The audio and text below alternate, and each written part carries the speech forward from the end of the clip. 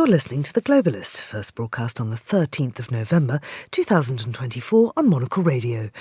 The Globalist, in association with UBS.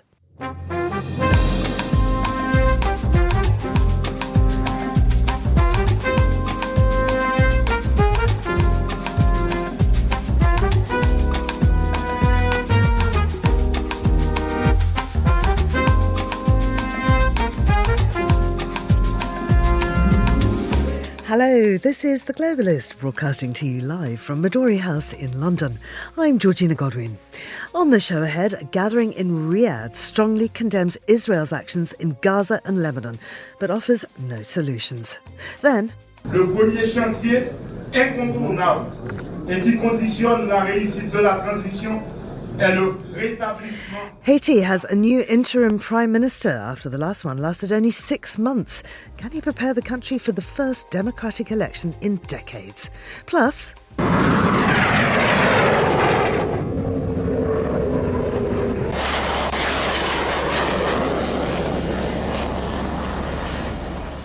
China shows off its military might at the biannual air show.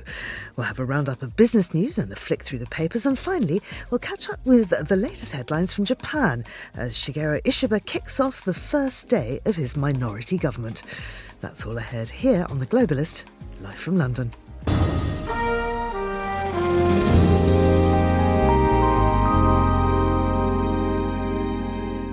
First, a look at what else is happening in the news. Voters in Somaliland head to the polls today to choose a president at a time when the breakaway Somali region sees international recognition within reach after 3 decades of de facto self-rule. US President-elect Donald Trump has named Elon Musk to a role aimed at creating a more efficient government, handing even more influence to the world's richest man who donated millions of dollars to help Trump get elected. And the Archbishop of Canterbury, Justin Welby, the spiritual leader of Anglicans worldwide, resigned in sorrow yesterday, saying he'd failed to ensure a proper investigation into allegations of abuse by a volunteer at Christian summer camps decades ago. Do stay tuned to Monocle Radio throughout the day for more on those stories. Now, the Joint Arab League, an organisation of Islamic cooperation, the OIC summit, hosted by Saudi Arabia's Crown Prince Mohammed in Riyadh, released a statement on Monday demanding that Israel immediately stop its military aggression in Gaza and Lebanon. The 57-member OIC and 22-member Arab League include countries that recognise Israel and those firmly opposed to its regional integration. Well, I'm joined now by Greg Karlstrom, Middle East correspondent and author of How Long Will Israel Survive? The Threat from Within, and also by Julie Norman, co-director of University College London's Centre on US Politics. Greg, if we could start with you, many voices added to this statement. What was the main takeaway from the meeting? The main takeaway was that the Arab world, the Islamic world, is exasperated with these wars in the Middle East and wants them to end. Now, they don't have much power to bring about an end. This is the second time the Saudis have convened a summit like this. They did one in last November as well that ended with, again, a very strongly worded communique, but no policy changes on behalf of any of the countries attending the summit. But I think what was really striking about this one was the language that Mohammed bin Salman himself, the Saudi Crown Prince, used, talking about Israel committing a genocide, condemning not just the wars in Gaza and Lebanon, but also condemning Israeli strikes on Iran. At least the sort of rhetoric that he was using, a marked shift for a Saudi Crown Prince who for years before October 7th had been interested in negotiating a normalization deal with Israel and had seen Iran as Saudi Arabia's main rival in the region. Julie, I wonder, on October the 13th, Antony Blinken and Lloyd Austin, US Secretaries of State and Defence, respectively, sent a letter threatening to cut off military aid if Israel didn't address the increasingly dire humanitarian situation in Gaza. The deadline for that was yesterday. Has there been a response? Well, what we have seen is that there was a pretty deep disagreement within the State Department about if Israel was meeting those conditions or not. What we did hear yesterday is that Secretary of State Blinken determined that Israel was making progress on enough of the conditions that the U.S. would indeed not be restricting military aid to Israel at this time, still trying to keep pressure on Israel, but not restricting that aid, which is something that many were, waiting to see if the U.S. would finally take that step. But it looks like that will not be taking place. I mean, for once, though, it does seem that ignoring U.S. demands might have consequences. That letter is backed by a national security memorandum that was issued in February, and that implements an existing law that requires countries receiving U.S. weapons to respect human rights. So, I mean, effectively, this means if Israel doesn't take immediate measures to protect civilians in Gaza, the U.S. is legally bound to stop supplying weapons. Will that happen? Well, that's exactly what many thought would at this point, because I think anyone who's been following the situation in Gaza is well aware October was one of the worst months in terms of humanitarian aid. That includes aid getting in, especially to the north, in terms of displacement, in terms of loss of life in the north in particular. But what Israel told the U.S. and what the U.S. Seemed to accept is that enough movement was made, some of it just in these last couple of days, including opening an additional border crossing. Yes, increasing some of the aid from its low from October, but still at very, very abysmal levels, like still under 100 trucks a day when the U.S. wanted at least 350. Some moves to expand the humanitarian zone, but most of these are very small measures, very late in the game. And this is something that we've seen, I would say, repeatedly throughout this war. And this happened again in the spring with U.S. pressure, where Israel took some very marginal steps. The administration took it as enough signs of progress to not really use any real leverage that they had, and then things kind of went back to the way that they were. I mean, Greg, US President Joe Biden's facing a legacy issue here. He's just got 2 months in office. What will he be looking to achieve on Israel before the end of his term? What will he be looking to achieve? I mean, I think he still wants to secure a ceasefire and a hostage deal in Gaza and a ceasefire in Lebanon. What will he achieve? I suspect not much of anything. I don't think there's going to be a meaningful American push to end the Gaza war in the next 2 months, in part because, as we saw last week when Qatar announced that it was suspending its role as the mediator between Israel and Hamas, and Qatar said it was doing that because neither party was serious about reaching a deal. They're right about that. The Israeli government, Benjamin Netanyahu, does not want to end the Gaza war lest he upset his far-right coalition partners. Hamas does not want to accept the sort of deal that Israel might be willing to accept, that doesn't want to surrender and relinquish power in Gaza. And so both sides are still at these fundamentally irreconcilable positions. And I don't think there's anything that Joe Biden is prepared to do in the next 2 months that's going to change or break that logjam. I think on Lebanon, there's a bit more hope that there might be a deal in the offing. There is an agreement being negotiated now between America and Israel, but the question is whether the Lebanese government and Hezbollah will agree to that deal, and it's unclear if they will. And whether America will stick to it when there's a change in administration. I mean, Julie, Trump comes in a couple of months. What does his pick of former Arkansas Governor Mike Huckabee mean? I mean, we know that Huckabee has no foreign policy experience. He's an ardent supporter of Israeli settlers. He's previously described Palestinian statehood as a fantasy. What does this mean for the region? Yeah, so I would say that the Huckabee selection, I think, affirms what many of us assumed a Trump policy towards Israel would be. Obviously very pro-Israel and specifically very pro-settlement. Huckabee has made numerous statements in the past about being very supportive of the settler movement. And we've heard from Israeli ministers this week that they see the Trump election as a green light, so to speak, to start perhaps putting into place plans to annex the big settlement blocks in the West Bank. So I imagine that we will see, on Gaza and on Lebanon, a sort of acceptance of terms that, most Palestinians, even the Biden administration, would not have accepted. But moreover, I think we should be keeping an eye on the West Bank as well, where Israel will likely put into place some plans that they know Trump will approve of. So, Greg, there's another pick. Defense Secretary is Fox News' Pete Hesketh. What should listeners know about him? Well, he is a surprising pick. I mean, everyone in the defense world and the military world is somewhat shocked that this was Trump's pick for Secretary of Defense. He is a military veteran. He served in the military for about 2 decades. He was he worked on Wall Street for a brief period in the early 2000s. He went to Princeton. He doesn't entirely have the wrong pedigree or the wrong CV for the job, but he doesn't have experience managing the sort of organization that the Pentagon is, with a enormous budget, with hundreds of thousands of troops under its command. He doesn't seem like someone who has anything close to that level of managerial experience, and so everyone is a bit, I think, taken aback by that choice. Julie, there was another meeting going on this week. Saudi military chief Fayed al-Ruwalili met with Iran's Major General Mohammad Bagheri in Tehran. They were exploring defence cooperation, marking another step in the ongoing rapprochement between the two countries. What's the aim of this dialogue between Saudi and Iran?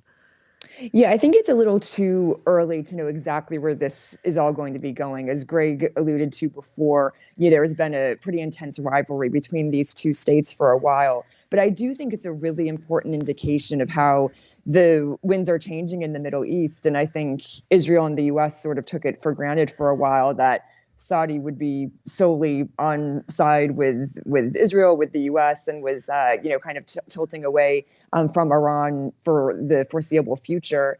And in fact, what we see is that the war in Gaza in particular has Saudi rethinking a lot of their interests and saying that the war has changed their calculations, and they're watching out for their interest right now too. And they still have many interests with Iran, and they're starting to explore those a bit more seriously. And finally, Greg, what does the change in administration in the US mean for the region, and particularly for Saudi Arabia? We don't know yet what it means for the region. I mean, a week ago, there was a lot of optimism, honestly, across the Middle East, that after a year of what is seen in this region as disastrous American policy, there was the prospect of a change. And everyone was projecting their own hopes onto the Trump administration. The Israelis think that they're going to get everything they want from this administration. The Saudis think they're going to have a very supportive, sympathetic ear in the White House. Even the Iranians, some people in Iran think there might be a possible deal that they could negotiate with Trump. But what Trump is actually going to do as president, we don't know yet. I suspect Trump himself doesn't know yet. And for the Saudis, there's a bit more now. You talk to people a week later, a bit more of a nuanced view where people are beginning to wonder if Trump may actually be too antagonistic towards Iran, too supportive of Israel, in a way that might, perhaps the Saudis fear, bring conflict to their shores. Greg, thank you very much indeed. That's Greg Karlstrom there, and thank you also to Julie Norman. This is The Globalist.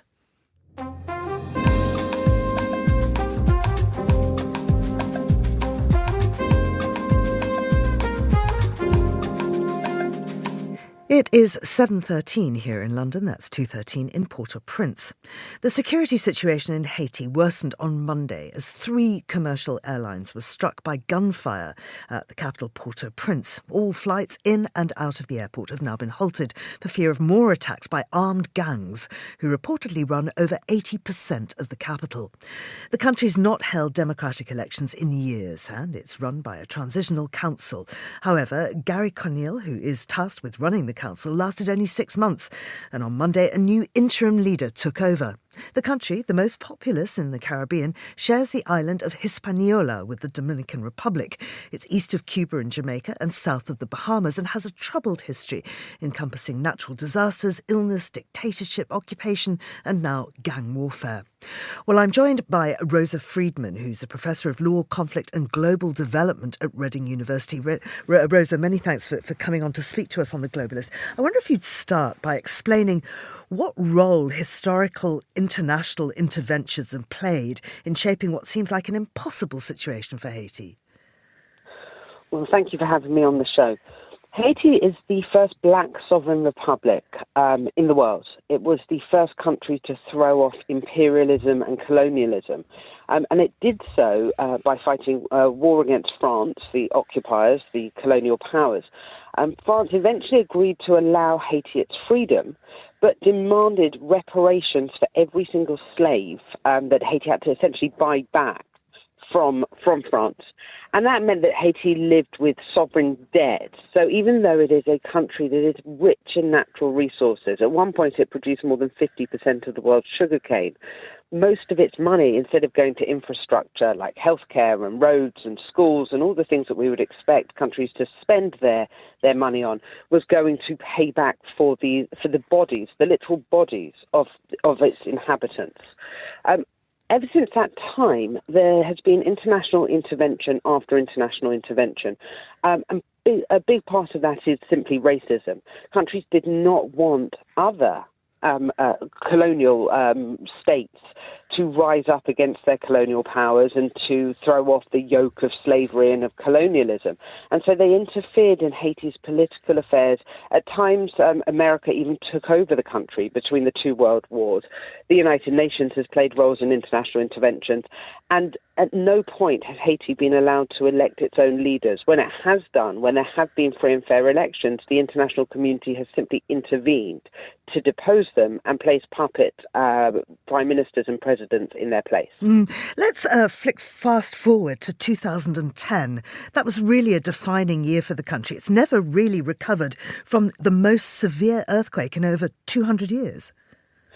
Well, you spoke earlier about natural disasters, but an earthquake may be a natural disaster, but as you said earlier, the island is shared between Haiti and Dominican Republic.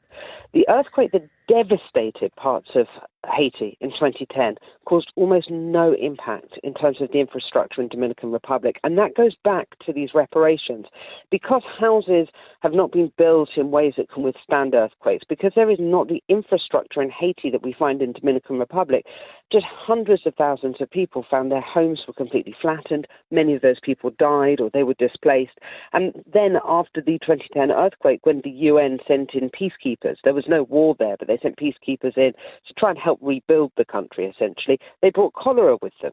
And that cholera then devastated huge areas in Haiti, sickening and killing people with no compensation and with no redress or reparations for the people who had died as a direct result of that international intervention.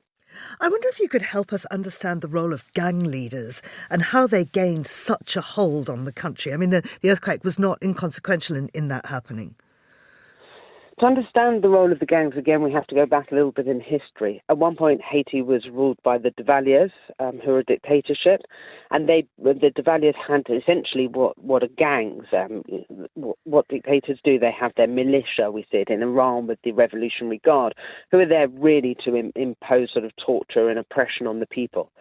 After the Duvaliers were deposed and there were free and fair elections, Aristide was elected, and there were many young people who supported him and supported his socialist approach to Haiti, to Haitian governance, and to his rule.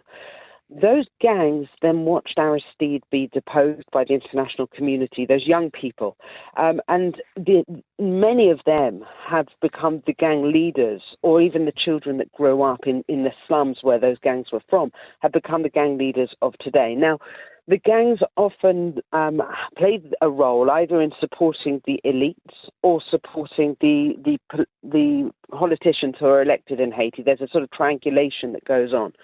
But we've seen over the last few years that the gangs have really taken control of large parts of Haiti, and there is infighting between them, but they also come together to fight against international interventions when they see that once again people who do not speak the language, who do not know the country, are trying to tell Haitians how to solve their own problems. I wonder then if you could tell us a little bit more about the formation and the mandate of the Transitional Council and all the ructions that are going on within the leadership there. Well, what always happens is that we never miss an opportunity where it comes to Haiti. And I say we as a global community. There was an opportunity to have a transitional council that would really come into place to provide security, to provide Haitian solutions for Haitian problems, to work with CARICOM, the local regional organization, to support the development of the Haitian police force and the army. The army was only allowed to reform in the last sort of decade, less than a decade, since 2017, and to really help on the ground the vibrant and strong and rich civil society to produce these Haitian solutions for Haitian problems. But instead, the Transitional Council was once again and international actors placed their puppets or their people into the Transitional Council. They ignored the vibrant civil society and did not place anyone in there with voting powers. And they placed Gary Conille in place, someone who had worked previously for the United Nations and who was trusted by the Biden administration, because America has interfered in Haitian affairs for very many decades. And it's only after he's been deposed now that the gangs are reminding the international community through their actions, including shooting at aircraft from that are trying to land in Haiti's main airport. They're reminding them that the gangs also have a role in the politics of the country. And tell us about Conille's replacement, and if he has any chance, he and the council have any chance of getting the country to a state where they can hold elections in the years to come. 2026, I think it's planned for. I think what we see are the two ways that Haiti is encouraged to be governed from outside actors. One is through Conille, who was, as I say, trusted by the United Nations, had a UN position, was trusted by the Biden administration. The new Prime Minister did run unsuccessfully for the Senate at one point. He's a businessman, and he's part of the elites. And the elites in Haiti often don't even live in Haiti. They might live elsewhere. They're part of the corruption, the selling off of the natural resources for very low amounts of money rather than allowing the Haitian people to benefit from the natural resources of their own nation state. He already lacks legitimacy because the Transitional Council does not have the power to fire and to replace. The aim was for the transition to be into free and fair elections to allow Haitians to elect their own leadership. So it remains to be seen what happens, and much of that also depends on the geopolitical affairs. We've seen an administration now being formed in the United States that have made extremely derogatory comments, both about Haiti as a country and about Haitians who live in the United States or elsewhere. And that administration will play a role in what happens next, unfortunately, in yet another international intervention in Haiti. Rosa, thank you. That's fascinating. Rosa Friedman there. This is The Globalist.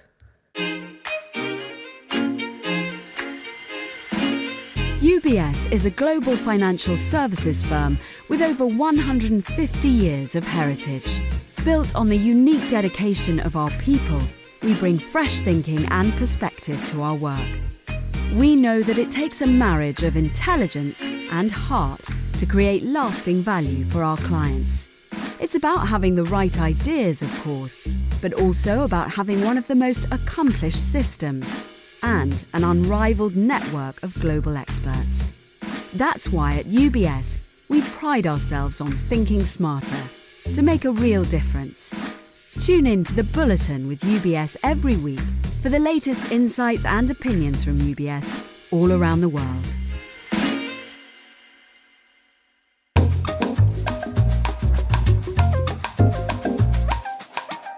Now we'll continue with today's newspapers, and joining me in the studio is Phil Clark, who's Professor of International Politics at SOAS, University of London. Good morning to you, Phil. Good morning, Georgina. Now, we hardly trust him to run a social media network. Can we trust him to head a government department? This is, of course, Elon Musk's appointment by Donald Trump alongside Ramaswamy. They are going to be in positions which don't need Senate approval. Tell us more.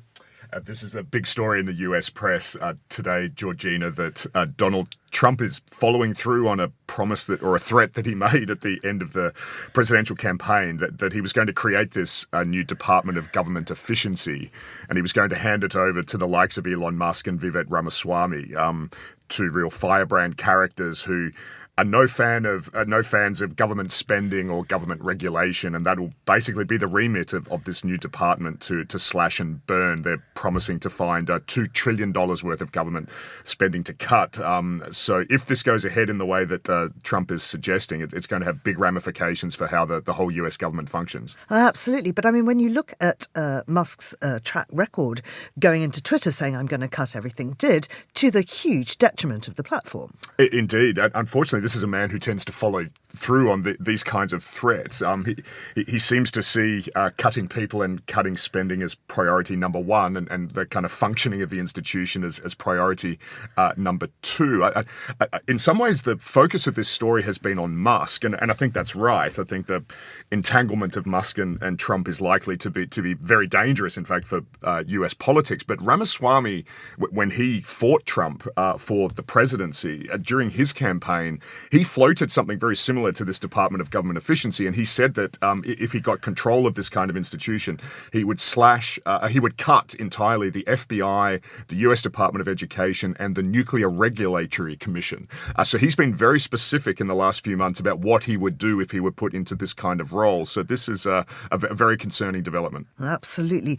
Let's move on now. We're looking at a story from Al Jazeera, which is talking about the US defense contractor, which must pay $42 million to 3 Iraqi men who were tortured at Abu Ghraib prison. It's interesting to me, Georgina, the story seems to have had almost no coverage in the Western press, and it seems at the moment it's only Al Jazeera that's running it. I think it's a really significant story that there are these 3 Iraqi men who were tortured in the notorious Abu Ghraib prison in 2003 and 2004. They took a lawsuit through the US criminal system earlier this year. They had a trial in May, but it resulted in a hung jury. So instead, they directed their attention towards the civil system, which is where they have won this lawsuit overnight. They've been paid collectively $42 million in damages for the abuse that they suffered. I think the controversial or the difficult aspect of this case is that it's the private contractor, an organization called CACI, which is going to have to pay that money. Now, CACI said, look, at the end of the day, we were only subcontracted by the US government. Surely it should be the US government paying this compensation for the torture that these individuals suffered. So I think it's a good story in the sense that finally there has been some justice for these victims. After 15 years. After 15 years. This case was brought in 2008, which is quite a shocking lag. But it also, I think, lets the US government off the hook for what it did in Abu Ghraib prison and the torture that the US government was involved in. Well, here's a man who thought he was off the hook and now is having to face up to reality. It's the Archbishop of Canterbury. Now, he was saying that he would not resign after allegations of sexual abuse, not by him, but by a volunteer in the church. He's now going, though. What changed? I think the big thing that changed, Georgina, is that the British Prime Minister Keir Starmer yesterday refused to support Archbishop Justin Welby. I think that was the straw that broke the camel's back. Welby had been interrogated throughout the week off the back of a report produced by the Church of England that showed that he knew about abuse conducted by a man called John Smythe. He was a British and South African barrister. He had run these Anglican children's camps. I think he was quite notorious for abuse against young boys, really from the 1970s and 1980s onwards. The report suggested that Welby knew about this and did nothing about it, and instead did something that I guess the Anglican and Catholic churches have become notorious for, which is to then shuffle these abusers onto other parishes. And in the case of Smythe, it meant shuffling him on to parishes in Zimbabwe and South Africa, where he then continued these crimes. So this report comes out a few days ago. Welby has been under major pressure, but it seemed that he would try to cling on to his role as Archbishop of Canterbury. But I think the fact that Starmer yesterday refused to support him meant that really without that political support, the Archbishop's position really is untenable. And so it looks as though he will probably resign today, according to this report in The Guardian. And finally, there are at least 7 Swedens in the world, but only one of them's legit. Remarkable story, this, Georgina, all over the European press today, that the country of Sweden is going to trademark the name of the country. That the Swedish government is concerned that there are apparently 8 Swedens in the world, 6 of which are towns in the US. There's one in Indonesia, apparently, which was certainly news to me. I loved this quote from a member of the trademark team in Stockholm. He said, "With every Sweden out there, it gets a little bit tougher for travel travelers to find the real one. So they're very, very concerned that they may be confused with Sweden, Ohio. And so apparently Sweden will now try to legally ensure and protect their country's name. Well, if people are interested in Sweden, and let's face it, who's not, you should listen to the latest edition of Meet the Writers, where I speak to Jan Gradvall. He's a Swedish music journalist, and he talks about ABBA, but also how they kind of grew up within the kind of context of socialism in Sweden and the whole sort of political scene there, and what their music means to Swedes, which, for a long time, Phil, it really wasn't popular at all. Indeed. I think that's sort of in the background to this trademark case, a sense of a country that felt that it was largely ignored for a very long time and then has sort of burst back onto the international scene in the last 20 or 30 years. I guess also that this is a very cunning marketing strategy, isn't it, by the Swedish government? Because I'm now seeing this story this morning splashed over many international newspapers. So I guess if you're trying to get the name of Sweden out there and attract tourists to your already very well-known country, this is an excellent way to do it. Absolutely. Phil Clark, thank you very much indeed. Now, here's what else we're keeping an eye on today. US President-elect Donald Trump has named Elon Musk to a role aimed at creating a more efficient government, handing even more influence to the world's richest man who donated millions of dollars to help Trump get elected. Trump said the new department will provide advice and guidance from outside of government, signalling the role would be informal without requiring Senate approval and allowing Musk to remain the head of electric car company Tesla, social media platform X and rocket company SpaceX. Voters in Somaliland head to the polls today to choose a president at a time when the breakaway Somali region sees international recognition within reach after 3 decades of de facto self-rule. Somaliland, which occupies a strategic position near the entryway to the Red Sea, declared independence from the Mogadishu government in 1991, but has not been recognised by any other country, restricting access to international finance and the ability of its 6 million people to travel. And the Archbishop of Canterbury, Justin Welby, the spiritual leader of Anglicans worldwide, resigned in sorrow yesterday, saying he'd failed to ensure a proper investigation into allegations of abuse by a volunteer at Christian summer camps decades ago. Welby, also the most senior cleric of the Church of England, has faced calls to resign after a report last week found he had taken insufficient action to stop one of the Church's most prolific serial abusers. This is The Globalist. Stay tuned.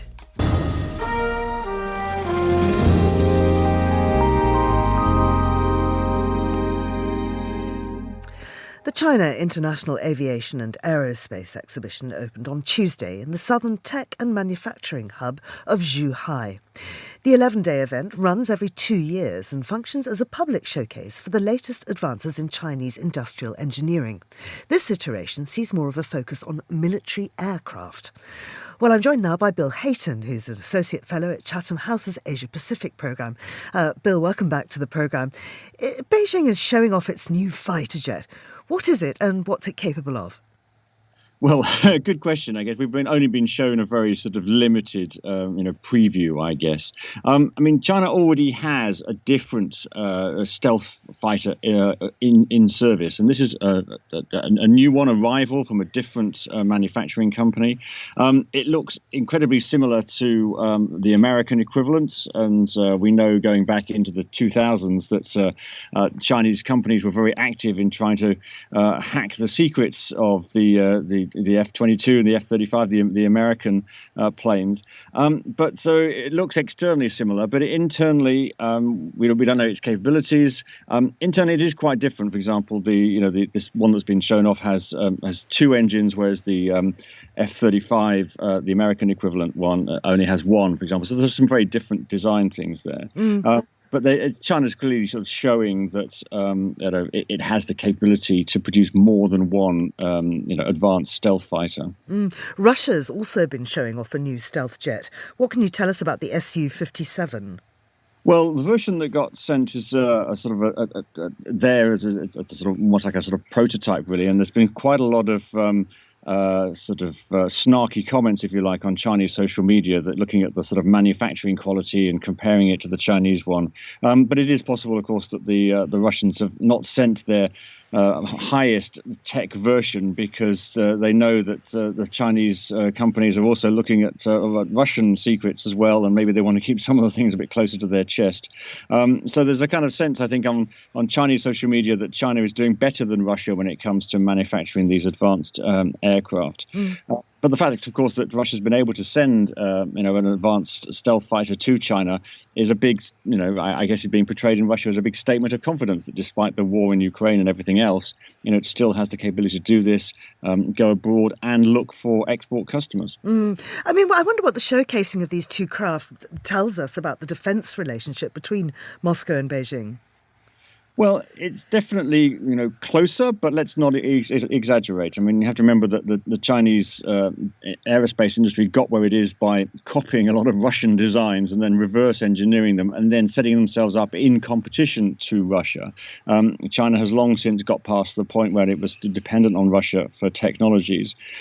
So there is a degree of competition there between them, and particularly when it comes to export markets, for example. But there's no doubt that, China is concerned about the possibility of Putin ultimately losing power in Russia, and would want to be there to make sure that didn't happen. So these two militaries are going to cooperate in some ways, but China is absolutely allergic to the idea of any kind of strategic alliance and being dependent on Russia or pulled into a conflict by Russia. I wonder how China compares in overall military might and in cutting-edge technology to the region and to its main rivals. Well, I mean, in terms of, in most of the region, I think China is, completely dominates, for example, sort of Southeast Asia in that direction.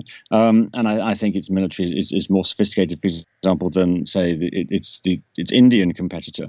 I mean, in certain specific ways, we just don't know, really, because it hasn't been tested. But the US is obviously concerned, but, would US with its allies in Asia, Japan and South Korea, I think the degree of sophistication on that side is still much greater than on the Chinese side.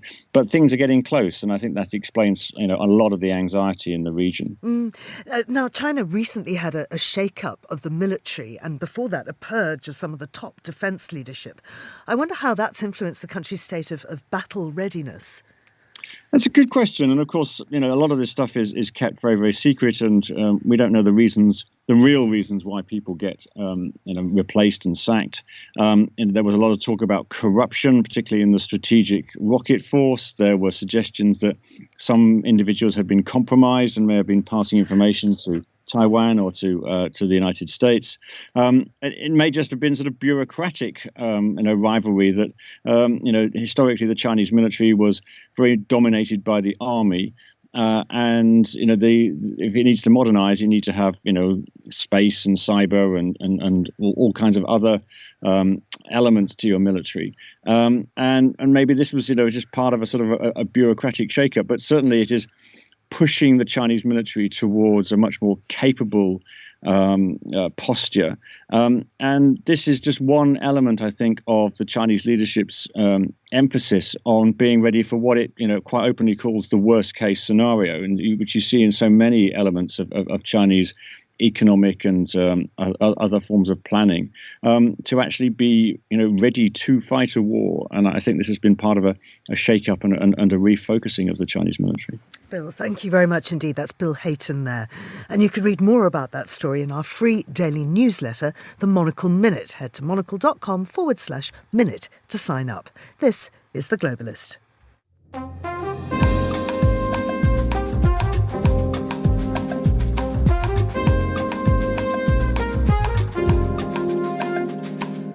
Now it's time to talk business with Isabel Hamilton, who's a senior reporter at the Daily Upside. Good morning to you, Isabel. Good morning. We are talking about X. Again, Elon Musk keeps making it to our headlines.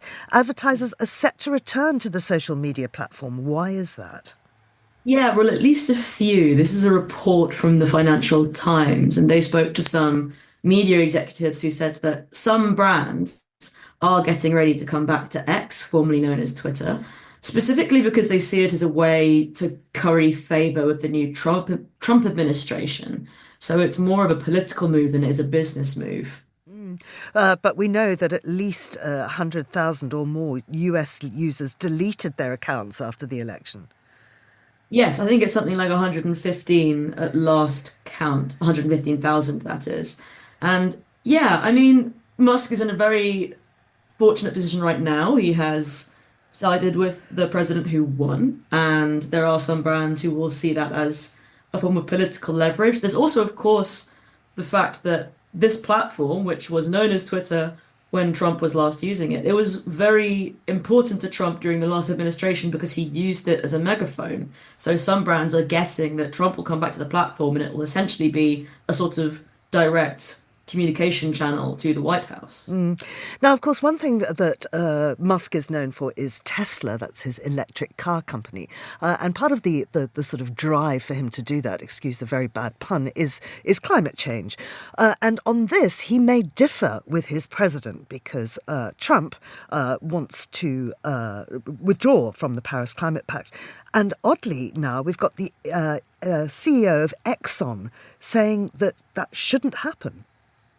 Yes, so this is the CEO of Exxon. He gave an interview to the Wall Street Journal, I think he was, and he said that the US shouldn't withdraw from the Paris Agreement. This is actually a position that Exxon has had since 2015, and they're pretty much just caught between, climate activists who say they're not doing enough to fight climate change, they're not transitioning fast enough, and, the climate skeptics that are now going to be coming into power in the Trump administration, some of whom will think that Exxon is simply doing this because it wants to keep oil production low and keep the costs, the prices high. And so it's not exactly a surprising position that he's taken, given that this is the company's position for about 10 years now. But he's entering riskier territory now with the second Trump administration. So tell us about their advocacy for carbon accounting measures. Well, so in the Wall Street Journal report, it was said that Exxon has been lobbying the Biden administration for more carbon accounting measures, which would mean things like carbon credits. Companies can find ways to make money off their transition plans. And Exxon said it's investing, I think, about $20 billion from now until 2027 on tech like carbon capture, like hydrogen, like lithium. So it's not like they're absent from that industry. Let's talk a bit about renewable energy, because, of course, a big benefit of that is increased independence. But there is still a need for export and import. Big story here about subsea cables, which, of course, are very integral to clean energy supply. Yes, so the UK has approved 5 new subsea cables to be laid between us, Ireland and Europe. They're meant to be operational by 2032, and we currently only have 9 cables. We've got 2 more on the way, so really 5 more is quite a big jump up, and it would help us with the energy transition because, at the minute, we do get a decent chunk of energy from renewables, but it's spotty, right? When the wind doesn't blow and the sun doesn't shine, you get intermittent energy. So this would help us export when there's surplus and import when we need some. Although, as we've seen with Ukraine, I mean, the danger here is that the tunnels themselves, the cables themselves are sabotaged. Yeah, I mean, with any kind of import and export of energy, there's always the risk of being beholden to another nation, right? We saw that with the oil crisis. But with renewable energies, I guess it's sort of a stopgap. You can't immediately get to energy independence, and this is one of the things that you do along the way.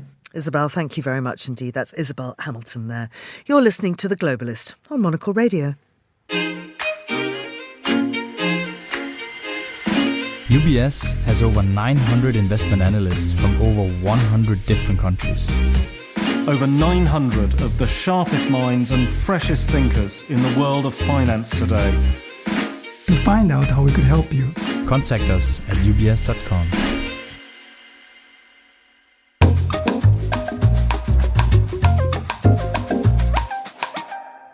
Now, when you see Russian President Vladimir Putin sitting on stately podiums, sitting around stately tables and shaking stately hands, you might be tempted to confuse him for an actual statesman. But long before the war in Ukraine, countless dissidents within and outside of Russia tried their hardest to warn the West not to fall for his political pageantry. The American financier and anti-Putin activist Bill Browder is one of the people who've been sounding the alarm for decades, and he speaks from experience. Monocle's Gunnar Grinlid spoke with Browder earlier and began by asking him about the history of his investments in Russia and how he came to know the reality of Putin's statesmanship. I'm the grandson of Earl Browder, who was the leader of the American Communist Party. In my teenage rebellion, I decided to become a capitalist, and I graduated Stanford Business School in '89, which is the year the Berlin Wall came down. I thought if my grandfather was the biggest communist in America, I'm going to try to become the biggest capitalist in Eastern Europe, and I set out to do that. And I ended up launching an investment fund in Russia called the Hermitage Fund. It was originally to take foreign capital and invest it in the newly privatized companies of Russia and the former Soviet Union. It started with $25 million of money from a famous investor named Edmund Safra, and it eventually grew to become the largest investment fund in the country with more than $4.5 billion. The problem is that a lot of the companies that I invested in were run by crooked oligarchs. And what we discovered was that they were trying to steal money in every possible way from the minority shareholders. And so I had two choices. I could either accept the stealing or I could try to stop it. And I decided to try to stop it. And the way I went about doing that was to research how they went about doing the stealing and to share the research with the international media. And it had a very profound effect for a very strange reason, which is that Vladimir Putin at the time had just come onto the scene. This was now 1999 going into year 2000, and he was fighting with the same guys I was fighting with. And there's an expression that your enemy's enemy is your friend. And I've never met Vladimir Putin or had anything to do with him since then, but every time I would publicize one of these scandals against one of his enemies, because the oligarchs were stealing power from him at the same time as they were stealing money from me, he would step in. And he would start to fire people, issue presidential decrees, do various things. And for a while, it was really a wonderful sort of accidental alignment of interest because the oligarchs stopped stealing and the value of my portfolio rose very dramatically. However, Putin wasn't interested in doing it for the right reasons. He was interested in doing it for the wrong reasons. And so he went about winning his war with the oligarchs by arresting the richest oligarch in the country, a man named Mikhail Khodorkovsky, who was the owner of an oil company called Yukos. He arrests him, he sentences him to 10 years in jail, and the rest of the oligarchs go to Putin and say, what do we have to do so we don't sit in jail? And Putin said 50%. And that was the moment that he became the richest man in Russia. And afterwards, everything started going very downhill for me. I was expelled from the country, declared a threat to national security. My office in Moscow was raided. My lawyer, Sergei Magnitsky, was arrested, tortured, and killed. And since his murder, I've given up my life as a financier to pursue justice. And for the last 15 years, I've been on a mission to get justice for Sergei Magnitsky, which has resulted in a piece of legislation called the Magnitsky Act, which has been passed in the United States, Canada, the UK, the EU, Australia, and 35 countries in total, which freezes the assets and bans the visas of human rights violators and kleptocrats in Russia. Well, and I'm very interested to get your opinion on this side of using really the financial system as a way of intervening in conflict. In the case of Russia's invasion of Ukraine, we're here at the How the Light Gets In festival, and you just came out of a debate. And one of the things that you said in the debate, you quoted your friend Garry Kasparov saying, fight them in the banks, not in the tanks. Can you sort of explain that a bit more? Well, I mean, bloodshed is the most horrible thing that could happen. War is a terrible, terrible thing. And if we can avoid war and avoid bloodshed by using economic levers, we should do that well before before any shot is fired. And the Magnitsky Act is a perfect example of that, where we freeze the assets of specific bad actors. And the thing about Russia is that the assets of the country are all concentrated in the hands of the bad actors, and so we have a huge amount of leverage over them. And so I believe in all of my heart that if we had used the Magnitsky Act aggressively and properly, we would have avoided a war, a full-scale invasion of Ukraine. Putin was convinced, because of the lack of action after other terrible things that he had done, that there would be no consequences for full-scale invasion of Ukraine in February 2022. And he had good reason to believe that, because after Georgia, when he did Georgia in 2008, nothing happened. After carpet bombing Syria, nothing happened. After taking Crimea, nothing happened. And so he was convinced that we're such a bunch of sort of money grubbers in the West that we wouldn't use these tools, and therefore it wouldn't be very costly for him. And it turned out to be a very bad decision on our part not to use these tools, and disastrous for him, because all of a sudden, he's hemorrhaging hundreds of billions of dollars. Another thing that you said is that Putin, at the end of the day, is not a statesman. He's a criminal. He's like a mob boss. Why do you think that is, and what do you think people are missing based on your dealings with him? Well, what I discovered is that everything that he does is about money. He's to steal money.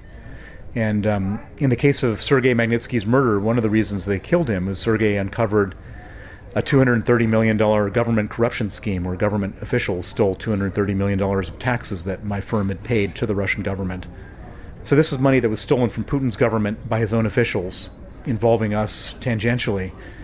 And my lawyer, Sergei Magnitsky, uncovered the crime, exposed it, and in any normal country, he would be celebrated as a patriot, as a hero. But that's not what Putin did. Putin basically allowed him to be killed, promoted the people who killed him, didn't take their money away, didn't prosecute them for that, and then fought with anybody in the West who wanted to bring punishment or justice for Sergei Magnitsky. And this is just like one of many examples. Putin, I know him perfectly. He's just a thug, a mafia thug. And everybody is sort of imagining like what they'd want him to be, not who he is, when they're talking about negotiations and treaties and so on and so forth. And you speak to any other Russian, Alexei Navalny before he was killed, Garry Kasparov, as I mentioned, Vladimir Kara-Murza, who was just let out in the prisoner swap, they'll all tell you the same thing. And so for us to be sort of somehow thinking of him as some type of sovereign statesman that we have to deal with, no. He's a thug with, the only thing he respects is a boot on the throat.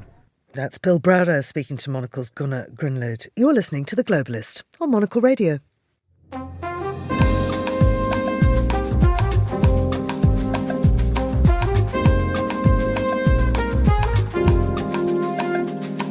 It is 16:51 in Tokyo, 8:51 in Zurich.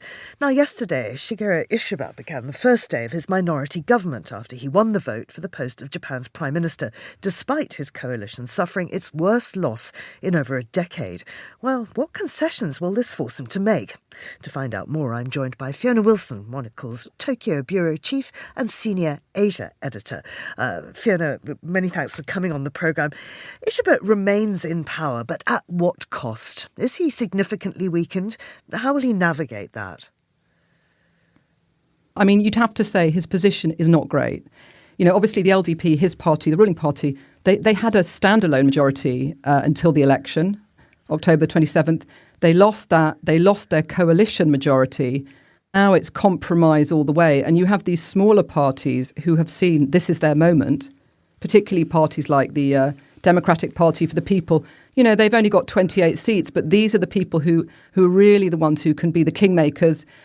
Japan Innovation Party, that's another one. They've got 38 seats. Now, these small parties are really playing hardball with Shigeru Ishiba, and he's got a very, very rocky ride, I would say. Basically, you've got this special session, 4 days, finishes tomorrow, and then on Thursday, Ishiba is heading out on his travel. So he has to go off to South America. He's got an APEC meeting. He's got a G20 leaders meeting in Rio. And then he'll be meeting Biden, possibly Xi Jinping.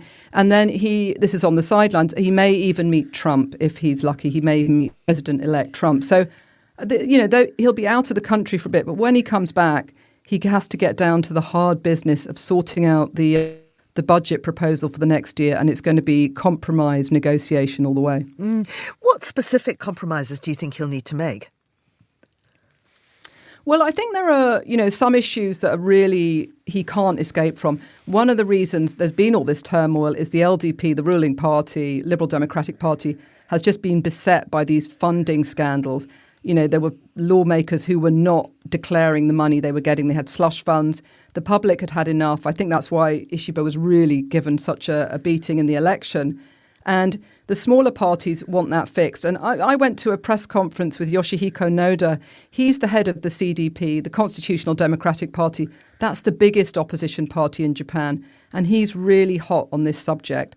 He's a very kind of level-headed, mild-mannered man. But this is one subject he gets quite worked up about, and he wants the LDP to fix this situation so that we don't get a repeat of the slush fund scandal. So that's something he's going to have to manage, Ishiba. But I think, honestly, just running Parliament will be difficult because the LDP has lost control of some absolutely key committees, the Budget Committee, Commission on the Constitution, the Judicial Affairs Committee. So, just managing it is going to be difficult. And you have to wonder, coalition governments of this nature, this is a minority government. The coalition between the LDP and Komeito has been strong for a long time, but this kind of minority negotiation doesn't look that good for Ishiba, I would say. And of course, he has a proposed economic relief package. We don't know if that will get parliamentary approval.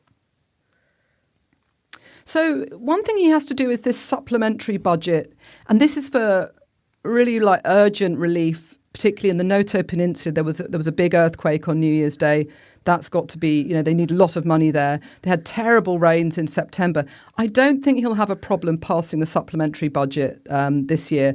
I think his problem is going to come with the big budget. The proposal is in by the end of the year. And then when the ordinary session of Parliament begins in January, that has to be passed. Now, that's where it's going to be quite tough for him.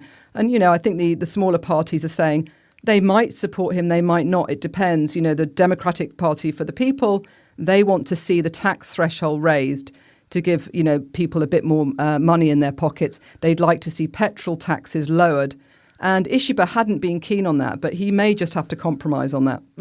Now, the industry ministers announced that the government won't raise taxes to cover the $65 billion semiconductor plan. Well, what's the detail on that? Well, I think, this is a difficult one. If you're in Japan at the moment, basically, there is a strong feeling that everything is very expensive.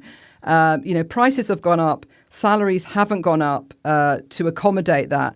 And I think this is another reason that Ishiba, again, the LDP, were given a bit of a hit in the part in the election. And I feel for Ishiba, he can't raise taxes. If people hear about tax raises, even if it's for semiconductors, people know in principle how important this industry is for Japan.